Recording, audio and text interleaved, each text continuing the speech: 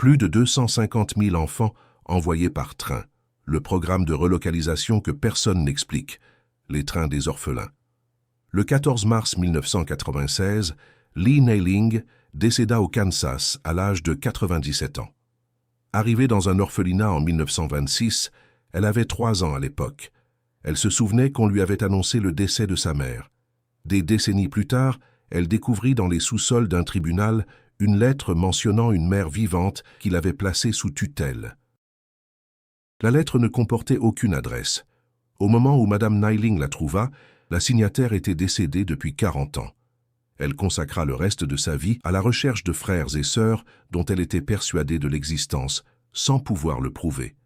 À sa mort, cette quête s'éteignit. Entre le 1er octobre 1854 et 1929, environ 250 000 enfants furent entassés dans des trains à destination de l'Ouest. Ce programme fut créé par Charles Loring Brace, pasteur et réformateur qui fonda la Children's Aid Society à New York en 1853. Brace était convaincu que les immeubles surpeuplés engendraient maladies, criminalité et décadence morale. Il pensait que placer les enfants dans des familles rurales les sauverait. Il appelait cela le placement. Les enfants, eux, l'appelaient autrement.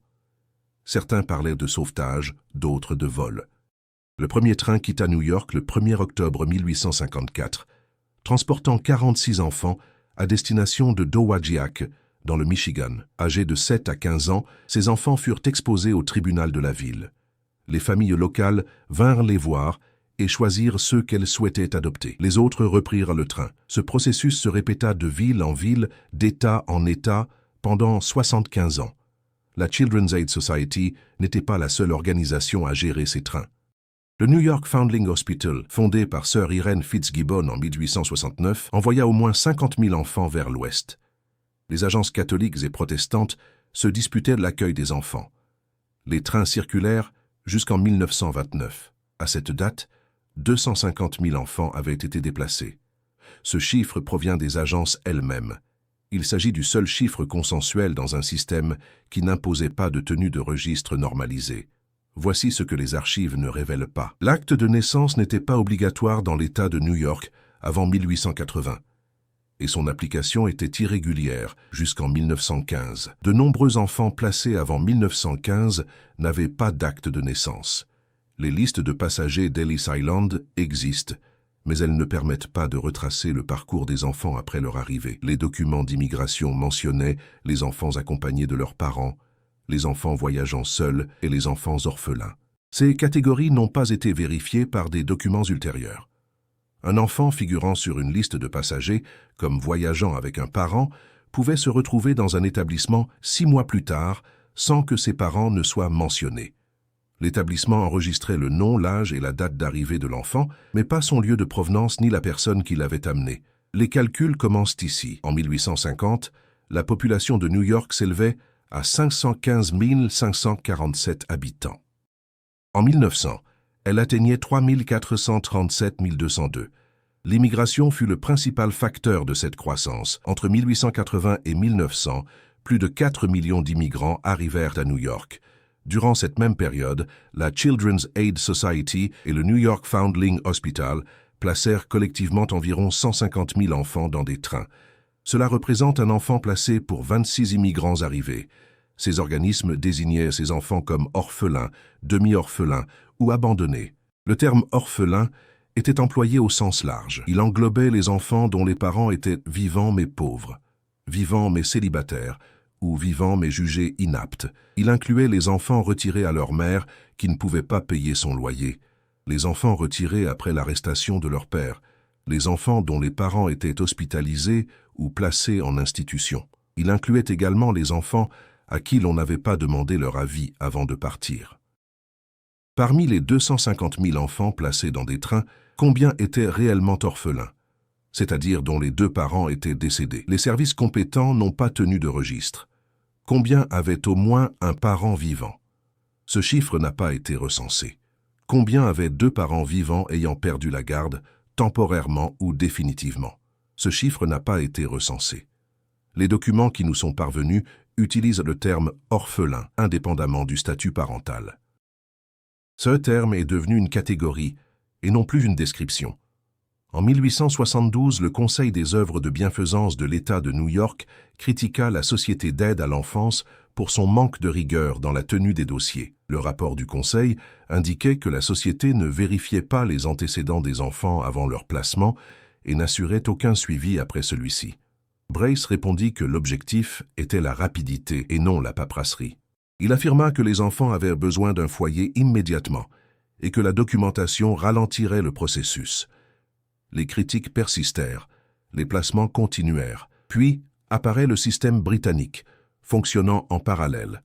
Entre 1869 et 1948, environ 100 000 enfants furent envoyés du Royaume-Uni au Canada, en Australie, en Nouvelle-Zélande et en Rhodésie, dans le cadre du programme britannique d'accueil d'enfants. Parmi les organisations impliquées figuraient Barnardo's, la Fairbridge Society, la Catholic Immigration Association et plusieurs autres. L'objectif affiché était identique à celui des trains d'orphelins américains: secourir les enfants pauvres en les plaçant dans des familles rurales ayant besoin de main-d'œuvre. Les méthodes étaient similaires. Les enfants étaient rassemblés dans les villes, examinés, transportés et placés. Le terme « orphelin » était employé. Or, la majorité ne l'éteint pas. En 1875, une enquête parlementaire révéla que nombre d'enfants envoyés par Barnardo's avaient des parents vivants qui n'avaient pas consenti à l'émigration. Barnardo's affirmait que le consentement parental était superflu lorsque la pauvreté rendait les parents inaptes. Les envois se poursuivirent. Ces programmes n'étaient pas liés par l'administration, mais par le calendrier, les méthodes, la langue et les résultats. Les deux systèmes ont déplacé un nombre considérable d'enfants durant les mêmes décennies. Les deux systèmes utilisaient le terme « orphelin » comme un outil et non comme un constat.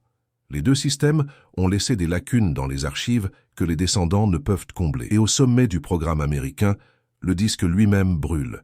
Le recensement américain de 1890 était le plus détaillé jamais réalisé dans l'histoire du pays jusqu'alors. Il recensait les noms, âges, lieux de naissance, profession et liens de parenté. Il documentait le lieu de résidence des personnes et les personnes vivant avec elles. Il aurait dû recenser les lieux de vie des enfants des trains d'orphelins, leurs familles d'accueil et leurs origines. Le recensement fut achevé en 1890. En 1921, un incendie au sous-sol du bâtiment du ministère du Commerce à Washington, D.C. détruisit une partie du recensement. L'étendue exacte des dégâts ne fut pas immédiatement évaluée. En 1933, les documents de recensement survivants, endommagés par le feu et l'eau, furent détruits par une loi du Congrès afin de libérer de l'espace de stockage. Le recensement de 1890 a disparu. Aucun duplicata n'a été établi. Aucun État n'a conservé de copie complète de ces sections. Pour cette décennie qui aurait dû fournir l'image la plus précise du placement des enfants des trains d'orphelins, les archives papier ont disparu. Combien d'autres recensements annuels ont été perdus dans les incendies? Aucun. Le recensement de 1890 est le seul recensement décennal complet à avoir été détruit. L'incendie s'est produit durant la période de placement la plus intense. Entre 1880 et 1900, plus de 100 000 enfants ont été placés. Ces enfants auraient figuré dans le recensement de 1890, vivant sous de nouveaux noms dans de nouvelles villes, enregistrés comme fils et filles des familles qui leur avaient été attribuées. Si leurs noms avaient été modifiés, le recensement aurait indiqué les nouveaux noms. Si leurs origines avaient été falsifiées, le recensement aurait conservé la version modifiée. Dans les deux cas, cela aurait constitué une preuve. Ce n'est plus le cas. Ce n'est pas le seul incendie. Le 8 octobre 1871, le grand incendie de Chicago détruisit 17 500 bâtiments, dont l'hôtel de ville, le palais de justice et la plupart des archives municipales. Les registres de naissance, de décès, de propriété et les archives judiciaires furent réduits en cendres. Le 9 novembre 1872, le grand incendie de Boston détruisit 776 bâtiments du quartier des affaires, dont des entrepôts contenant des documents municipaux. Le 12 juin 1889, un incendie à Lynn, dans le Massachusetts, ravagea 120 hectares, y compris les archives municipales. Le 5 août 1892, un incendie à St. John's, à Terre-Neuve, détruisit les archives municipales. Chaque incendie effaça des documents datant des mêmes décennies que celles où circulaient les trains d'orphelins. Chaque incendie rendit plus difficile de vérifier l'origine et la destination des enfants. Mais les trains n'ont pas cessé de circuler. Les placements n'ont pas ralenti. Les enfants ont continué d'arriver. Ils arrivaient dans les tribunaux, les églises, les opéras et sur les quais de gare. Des annonces paraissaient dans les journaux locaux plusieurs jours avant l'arrivée des trains. Ces annonces précisaient le nombre d'enfants, leur âge, ainsi que l'heure et le lieu de la présentation. Les familles étaient présentes. Les enfants étaient alignés. Dans certaines villes, ils se tenaient sur des estrades. Dans d'autres, ils étaient alignés sur le quai. Les gens passaient devant eux. Ils examinaient leurs dents, leurs cheveux, leur musculature et leur attitude. Ils demandaient aux enfants de parler, de se retourner, de lever les bras. Certaines familles choisissaient les enfants en fonction de leur taille et de leur force. D'autres, en fonction de leur apparence. Certains posèrent des questions, d'autres non. Une fois choisi, l'enfant repartait avec sa famille le jour même. Dans la plupart des cas, il n'y avait pas d'adoption légale. Cet arrangement s'appelait un contrat d'apprentissage. La famille s'engageait à loger, nourrir et vêtir l'enfant en échange de son travail. L'enfant travaillait à la ferme, à la maison ou dans l'entreprise familiale jusqu'à l'âge de 18 ans. À 18 ans, le contrat prenait fin. Certaines familles traitèrent les enfants comme leurs fils et leurs filles, d'autres comme des travailleurs non rémunérés. La différence dépendait entièrement de la famille. Il n'y avait aucun contrôle. Les contrats n'étaient pas standardisés. Certains étaient verbaux, d'autres écrits mais non archivés. Certains étaient déposés auprès des greffiers de comté, d'autres auprès des agences. Ces dernières n'envoyaient pas d'inspecteur pour vérifier le bien-être des enfants. Charles Loring Brace estimait que l'inspection était inutile et que le placement lui-même constituait la solution. Une fois l'enfant placé, le système fonctionnait. Les frères et sœurs ont été séparés. Les organismes n'ont pas donné la priorité au maintien des liens fraternels. Dans certains cas, la séparation était intentionnelle. Brace soutenait que séparer les frères et sœurs facilitait leur intégration. Les enfants n'ont pas été consultés.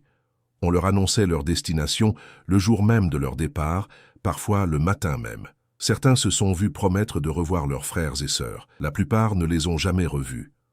En 1880, Claretta Enola Miller, une fillette de 9 ans, fut placée dans une famille à Noblesville, dans l'Indiana. Elle avait une sœur cadette, Mary, qui fut placée dans une autre famille, dans un autre comté. On avait promis aux sœurs de correspondre, mais aucune des deux familles ne donna suite. Claretta chercha Mary pendant 60 ans. Elle passa des annonces dans les journaux et contacta la Société d'aide à l'enfance, qui lui répondit n'avoir aucune trace du placement de Mary. Claretta mourut en 1952 sans avoir retrouvé sa sœur. En 2005, un descendant de Mary contacta un descendant de Claretta par le biais d'un site de généalogie. Mary avait été placée dans l'Ohio et non dans l'Indiana. Les registres indiquaient le mauvais état. Combien de frères et sœurs ont été séparés et ne se sont jamais retrouvés? Les services sociaux ne l'ont pas recensé. Combien d'enfants ont cherché leur famille en vain? Ce chiffre n'est pas documenté. Combien de familles ont cherché leurs enfants placés et se sont vus dire à tort qu'ils étaient orphelins? Ce chiffre est inconnu. Le terme « orphelin » était flou.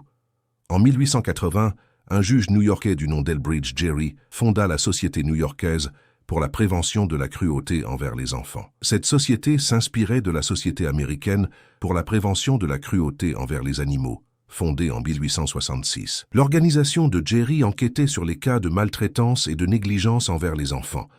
Elle retirait également les enfants de leur foyer. Entre 1875 et 1900, la Société retira des milliers d'enfants à leurs parents, invoquant la pauvreté, l'insalubrité ou l'inaptitude morale. Nombre de ces enfants furent placés dans des orphelinats. Beaucoup de ces orphelinats envoyèrent des enfants vers l'ouest par train. Un enfant retiré pour cause de pauvreté pouvait être requalifié d'abandonné, puis d'orphelin, puis embarqué dans un train, le tout en quelques semaines. Aucune trace écrite n'était conservée. La nouvelle famille de l'enfant, au Kansas, au Missouri ou en Iowa, accueillait un enfant présenté comme orphelin. Les parents restés à New York, s'ils étaient encore en vie, n'avaient aucun moyen de retrouver leur enfant. Il n'existait ni base de données, ni registre central. Il n'existait aucun mécanisme de réunification. C'était le système. Il était légal. Il était célébré. En 1890, la Société d'aide à l'enfance publia son rapport annuel.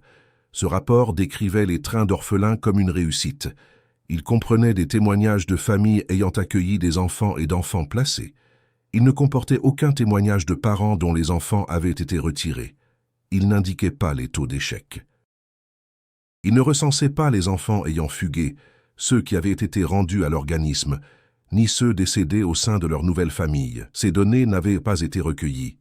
Mais les critiques se multipliaient. En 1899, le Conseil d'État du Minnesota pour les services correctionnels et les œuvres de bienfaisance enquêta sur les placements d'orphelins par train dans l'État.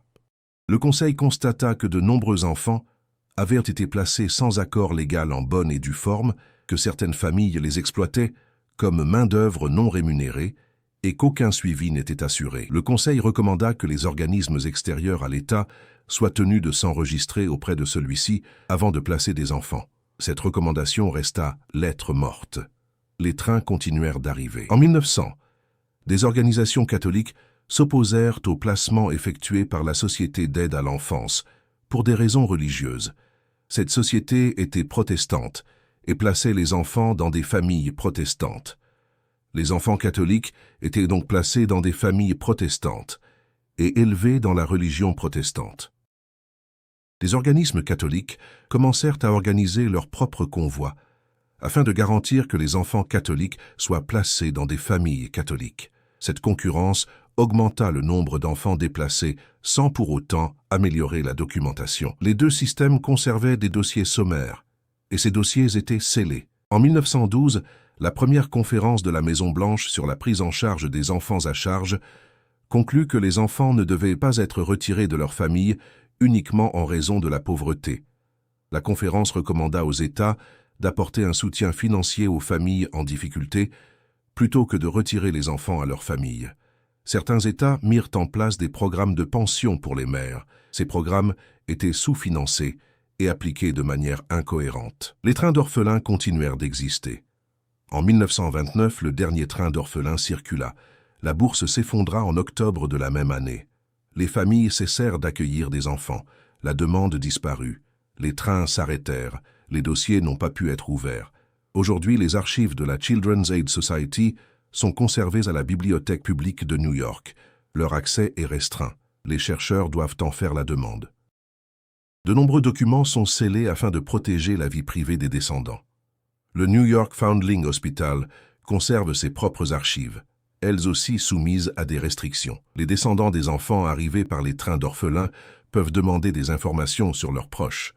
La procédure exige une preuve de lien de parenté, des documents officiels et un délai d'attente. Certaines demandes sont acceptées, d'autres refusées.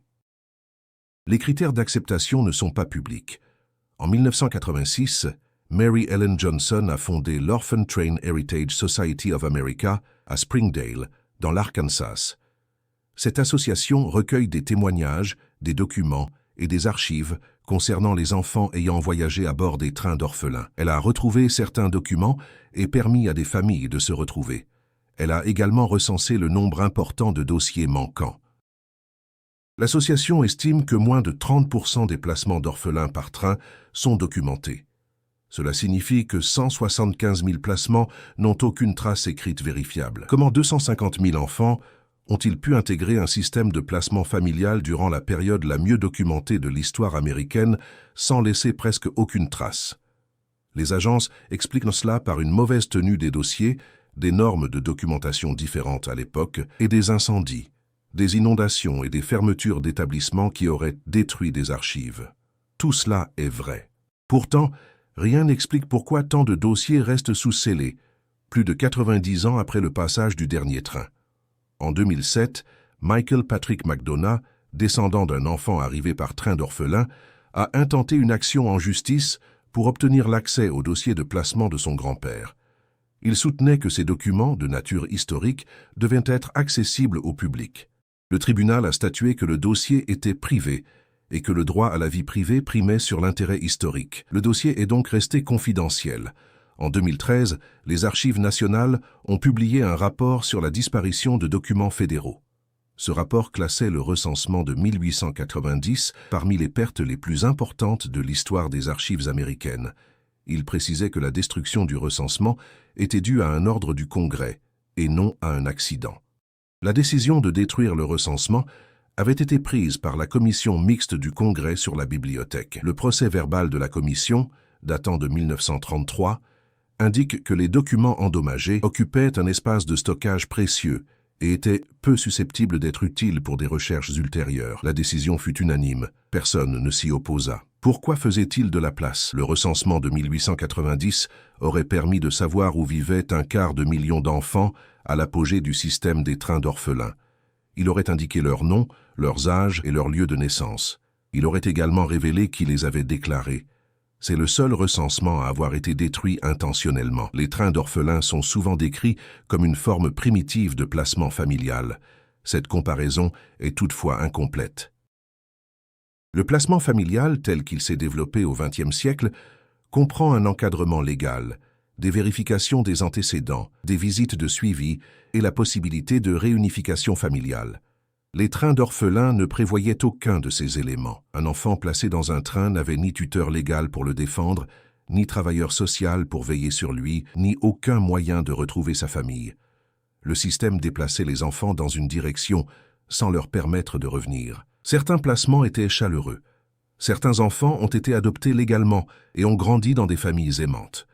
Certains enfants arrivés par train d'orphelins sont devenus enseignants, médecins, agriculteurs ou encore leaders communautaires. Certains ont parlé en termes élogieux de leur placement jusqu'à leur dernier souffle. Cela fait partie des archives. Mais il en va de même pour ceux-ci. Certains enfants ont été traités comme du bétail, battus, affamés et abandonnés lorsqu'ils n'étaient plus utiles. Certains se sont enfuis et n'ont jamais été retrouvés. Certains sont morts en famille d'accueil et ont été enterrés sans leur nom de naissance. Les organismes ne suivaient pas le devenir des enfants. Ils ne recensaient que les placements. Voici la question que soulève l'épreuve. Si l'objectif était de sauver des enfants de la pauvreté et de les placer dans de meilleures familles, pourquoi les dossiers ont-ils été scellés? Si le système visait à les sauver, pourquoi est-il encore si difficile pour leurs descendants d'accéder à la vérité sur leur famille? Pourquoi le seul recensement qui aurait pu vérifier l'ampleur et la nature de ces placements a-t-il été détruit par décret